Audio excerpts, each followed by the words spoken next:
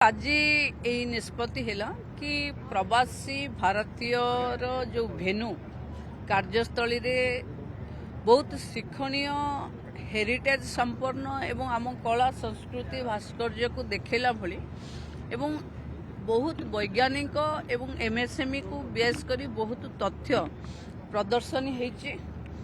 तेणु आज माननीय राष्ट्रपति द्वारा महामहिम राष्ट्रपति द्वारा भैलिडेसन सरीबो। ये सरीला परे 2 दिन पाई 12 तारीख आज संध्या बेलू 12 तारीख संध्या बेल पर्यंत छात्र छात्री एवं साधारण जनता पाई एठी सांस्कृतिक कार्यक्रम भी रहिबो एवं एठी जो मेला लागिचे से सबू साधारण जनता प्रवेश करी देखि पारिबे एवं एटा निःशुल्क रहिबो। पूरा पूरा रहिबो माने काली दिन भी रहिबो माने 48 घंटा एको बढ़ी दिया जाइछि। ता सहित कल्चरल प्रोग्राम भी जोड़ा ही जिवो।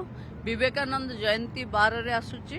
तेणु विवेकानंद जयंती संध्या बेले पर्यंत विवेकानंद जयंती संध्या बेले पर्यंत ये कार्यक्रम चालू रखिबो। समस्त साधारण लोक एको देखिबा दरकार कारण A1 ठू नेई मेला पर्यंत पर्यटन ठू नहींकि विज्ञान पर्यंत सबू ये प्रदर्शनी अच्छी बहुत शिक्षणीय हेरिटेज जिनस अच्छी आम ऐतिह्य अच्छी।